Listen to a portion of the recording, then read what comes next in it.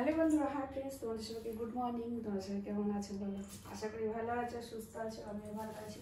আর এখন আমি যাবো রান্নাঘরে। কি রান্না করবো একটু, কালকে রান্না করা আছে, ডাল আছে, ডালটা করতে হবে না, ভাত বসাবো।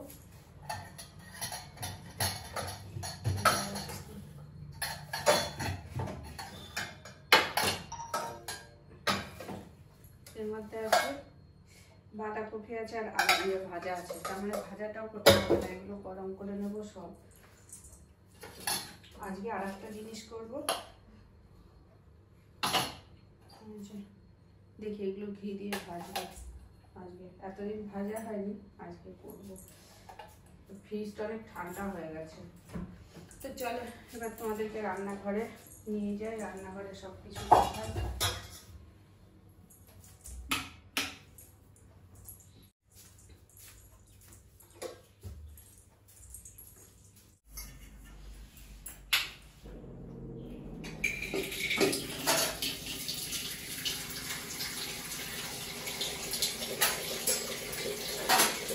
বাসনগুলো সব খুলে সব কালকে রাতে বাসনগুলো রেখেছিলাম, সেগুলো এখন ঠিক করে রাখতে হবে।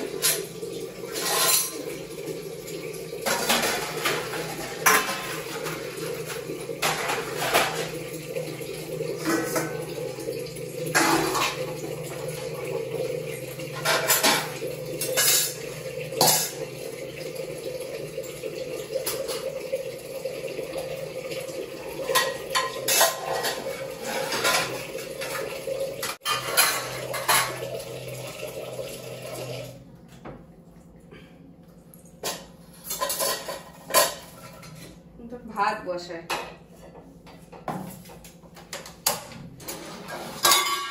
করিস না। এখানে বাঁধাকপি, পেঁয়াজ কপি, ফুলকপি ভাজা আছে, এগুলো একটুখানি গরম করবো। এখনো চা খাইনি, চা খাবো। সকালবেলা উঠে চা না খেলে আর ভালো লাগে না। আর আমার সবসময় রান্না করি। কালকে রাত্রি 3টে বাজে, 3:45 বাজে, তখন ছেলে উঠে বলছে আমার খিদে পেয়েছে মা, খেতে দাও। তাহলে কি খাবে এখন, কি খেতে দেবো? তারপরে বললো আমাকে বর্নভিটা বানিয়ে দাও। তো বর্নভিটা ছিল, ওইটাই বানিয়ে দিয়েছি, বিস্কুটে খেয়ে দিয়ে আবার শুয়েছে। রাত্রি 3টের সময় খিদে পেয়ে গেছিল। মোচা বিছনা তোলা সব হয়ে গেছে। আর জানো তো আজকে একটু লেট হয়ে গেল রান্নাঘরে আসতে, অনেকটাই লেট হয়ে গেছে।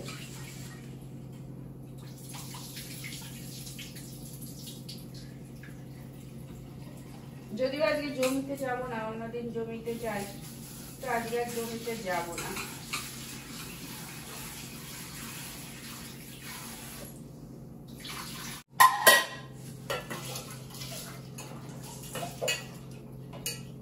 সারাদিন শুধু এই রান্নাঘরের কাজ। আর এখানে না একদমই ঠান্ডা নেই, একদমই ঠান্ডা নেই, জানি না কেন একদমই ঠান্ডা নেই। তোমাদের ওদিকে ঠান্ডা আছে কি জানি না, আমাদের দিকে কিন্তু একদমই ঠান্ডা নেই।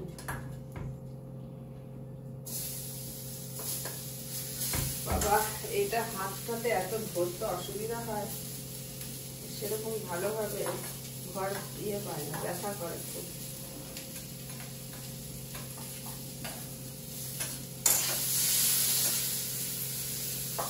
এত মুশকিল না, কিছু একটা যদি হয় তাও এটাতে আজকে যেন ব্যথাটা একটু বেশি। ও আজকে তো আমার হচ্ছে, কালকে রাতে লেগেছে, আজকে সারাটা দিনটাই আমার হচ্ছে।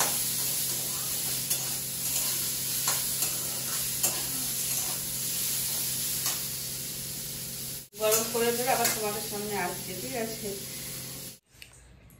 তো 8টা বাজে এখন, দেখো বাইরের ওয়েদারটা, আজকে রোদ উঠেছে, তাই না? রোদ উঠেছে ভালো। আর এই যে আমাদের রোজই তোমাদের একই ফুল দেখাই, কেননা এই একটা চন্দ্রমল্লিকায় আছে আমার কাছে, তাই জন্য তোমাদেরকে রোজ এই একটা চন্দ্রমল্লিকায় দেখায়।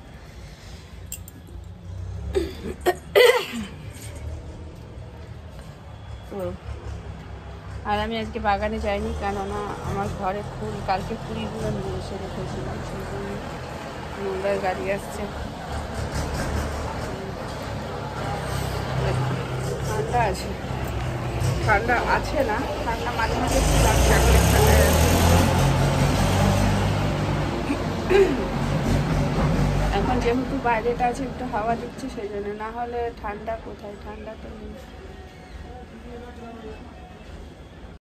আমার এখনো ঠাকুরের বাসনগুলো ধোয়া হয়নি, দেখো আগে ঠাকুরের বাসনগুলো ধুয়ে রাখি। কেন বলো তো, এই ছোটো ছোটো কাজগুলো যদি করে রাখা যায় না, মনে হয় যে অনেক কাজ হয়ে গেছে কমপ্লিট। তাই জন্য ঠাকুরের বাসনটা ধোবো, ধুয়ে তারপরে রান্নাঘরে যাব।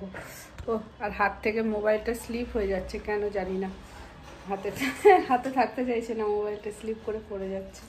তো চলো আমি বাসনগুলো ধুয়ে নিই, তারপরে তোমাদের সামনে আসছি। এদিকে আমার ভাতের উতল চলে এসেছে।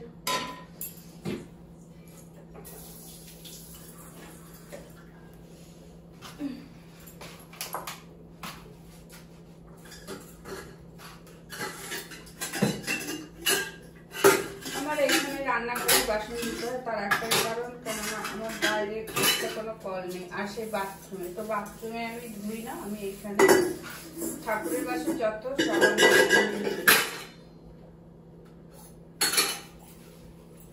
বিরিয়ানি করে শুয়েছিলাম, তো সেরকমই শুধু এরকম খুলে দিয়ে ব্যাস হয়ে গেছে। ভাতটা আমি এখনো চা খাইনি, চাটা আগে খেতে হবে, চা না খেলে কাজে কেমন লাগছে। এই ঠাকুরের বাসন কাটা ধুয়ে নিই, ধুয়ে তারপরে চা খাবো।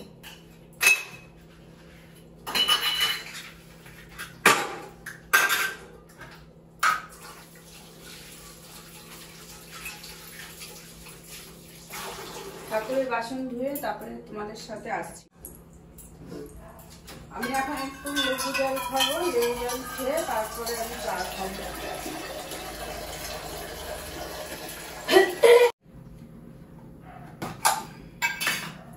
ফ্রিজে ছিল পুরো ঠান্ডা বরফ হয়ে গেছে, বাবা বাপরে, এটা তো রসই বার করা যাচ্ছে না, পুরো জমে গেছে, পুরো জমে গেছে, রস বার করা যাচ্ছে না।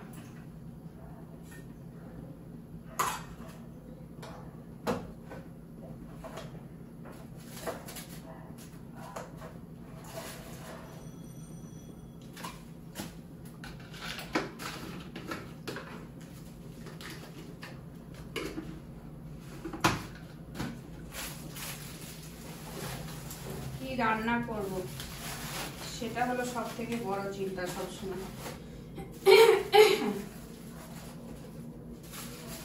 যেহেতু ছেলে মাংস খায় না, না হলে মাছ খায় না, না হলে মাছ ভাত করলে পরে হয়ে যেত, মাছ খায় না বলে সমস্যা। আর একটু গরম হবে, না হলে হবে না। তো আমি চা খাই, চা খেয়ে তারপরে, আর এই মুড়িগুলো আমি কালকে নিয়ে এসেছি, দেখো এখনো মুড়িগুলো ঢালাই হয়নি, থাক পরে ঢালবো, এখন থাক এখানে। এটা হলো আমার স্টোর রুম, ছোটখাটো, এর মধ্যে সব যত গোছানির জিনিস সব এর মধ্যে ঢুকিয়ে দিই। এদিকে আবার ফ্যান পড়ে যাচ্ছে, মুশকিল।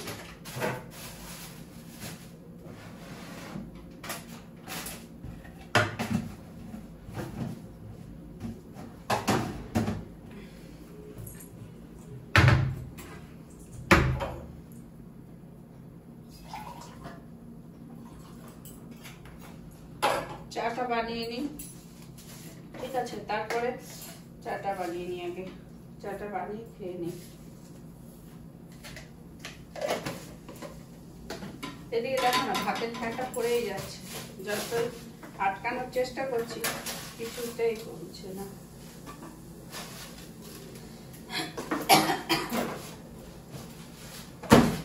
আজকে ভাবছি আলু ফুলকপি দিয়ে ঝোল করবো,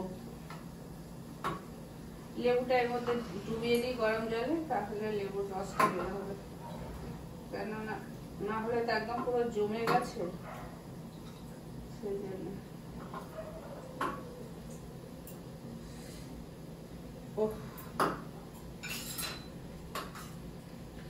এর মধ্যে আবার পড়ে গেল,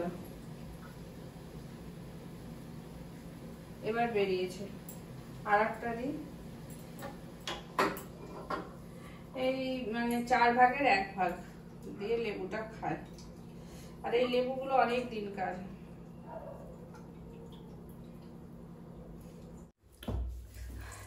এইটা পেতে বসলাম, কেননা মেঝেটা ঠান্ডা তো, আর এমনি মেঝেটা মোছা হয়ে গেছে, সেই জন্য। এবার আমি যেটা করব, ও আমি এইগুলো কেন বার করছি, আজকে কুমড়ো ফুলের বড়া করব। পাক্কা কুমড়ো ফুলের বড়া করবো।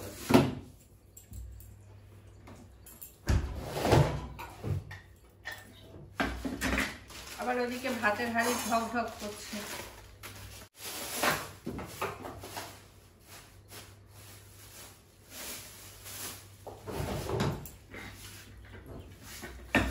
আমি অনেকদিন ওই পাশের বাড়ির থেকে অনেকদিন আগে দিয়েছিল ব্রাহ্মী শাক,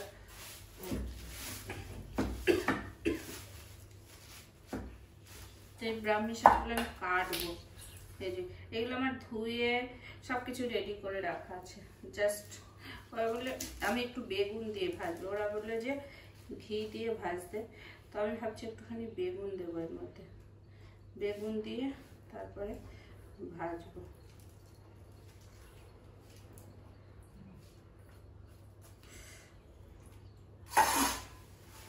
এটার মধ্যেই রাখবো। শাক কাটলে আঙুলগুলো কুচি কুচি হয়ে যায়, এই যে এইগুলোতে এই বটিতে লাগে, সেই জন্য কুচি কুচি হয়ে যায়। যারা ছুরিতে কাটতে পারে তাদের ভালো, আমি আবার ছুরিতে কাটতে পারি না, সেই জন্য আমার বটি ছাড়া আমার হয় না, বটি দিয়ে সুবিধা হয় কাটতে।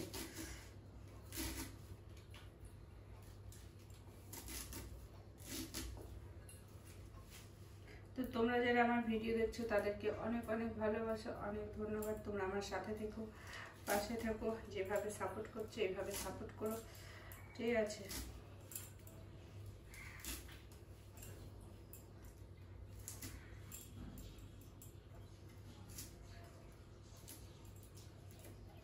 একদম কচি শাকগুলো হয়ে গেল পাতা।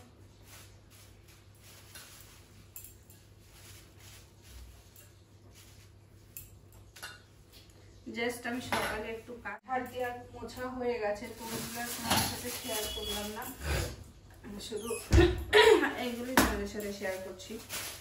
বেগুন দিয়ে এই শাকটা করবো, কি যেন বলে, ব্রাহ্মী শাক। বা বেগুনটা অনেকদিনই এনেছিলাম, কিন্তু এখনো কচি আছে, খুবই ভালো। আগে বেগুনটা ভেজে নেব,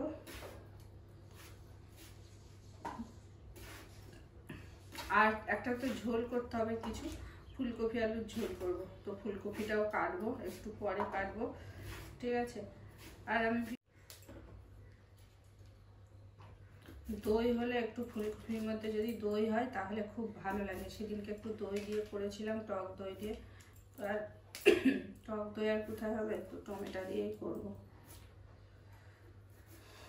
ফুলকপি আলুর ঝোল।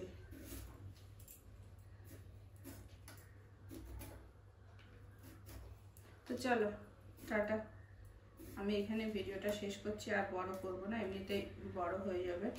এই সবজি কাটা